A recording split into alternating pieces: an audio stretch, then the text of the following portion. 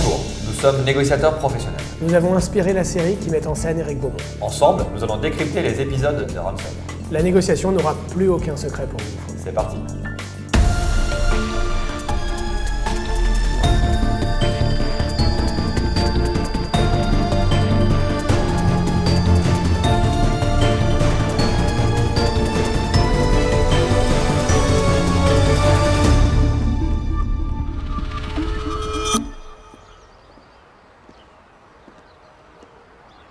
Qu'est-ce que tu fais?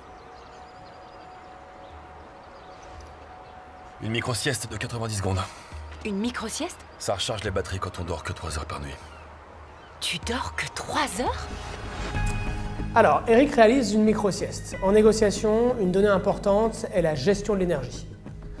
Qu'est-ce qu'on entend par la gestion de l'énergie? C'est la capacité à récupérer de l'énergie. C'est ce qu'on appelle en négociation le pouvoir personnel. Cette capacité de conviction qui passe aussi par l'énergie que l'on va pouvoir donner dans la négociation. Savoir récupérer rapidement, maîtriser ses cycles de sommeil pour faire de vraies nuits récupératrices, c'est un facteur clé. Avec Marwan, nous avons fait une négociation de 48 heures d'affilée et nous l'avons réussi parce que nous étions capables de garder notre énergie tout au long de la négociation et de la récupérer très très vite dans les moments de pause.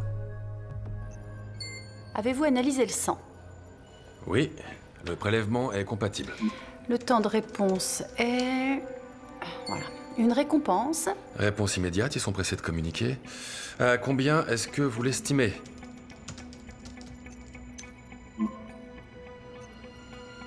$6 millions?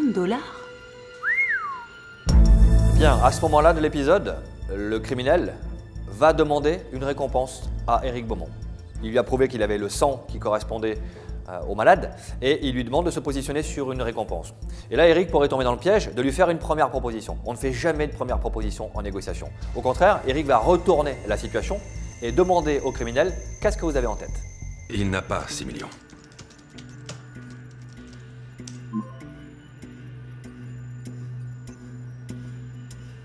Alors Jaquan va mourir. S'il meurt, tout le monde sera perdant. Il faut qu'on se parle, en personne.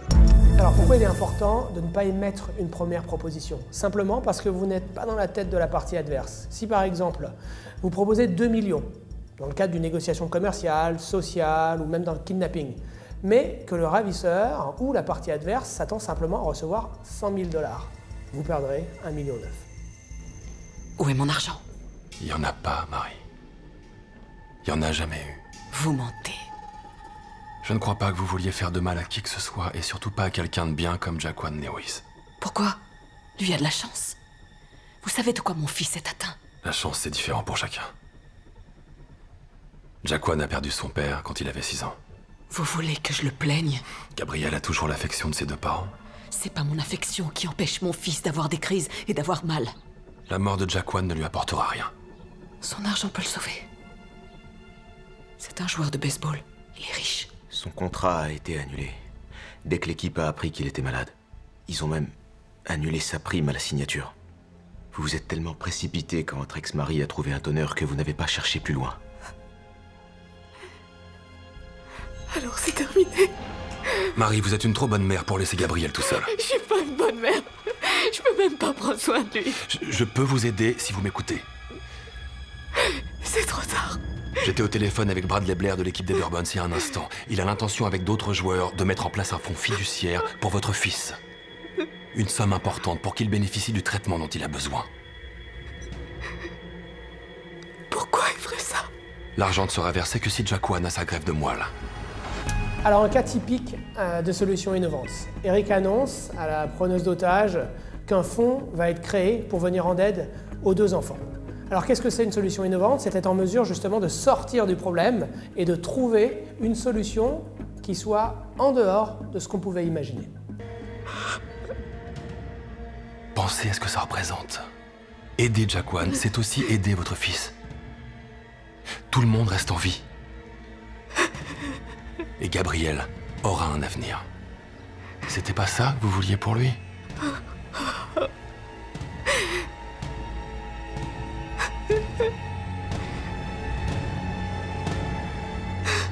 Vous avez réussi.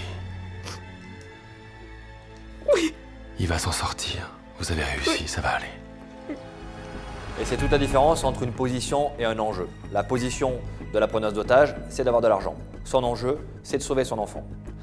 On a eu un cas également sur une solution innovante au Nigeria où nous avons fait face à un kidnapping. 2 personnes kidnappées, la demande de rançon était 1 million de $ par otage et nous avons réussi à obtenir leur libération contre 2 moteurs de bateau qui coûtaient un petit peu moins de 3 000 $ chacun. C'est ce qu'on appelle une solution innovante.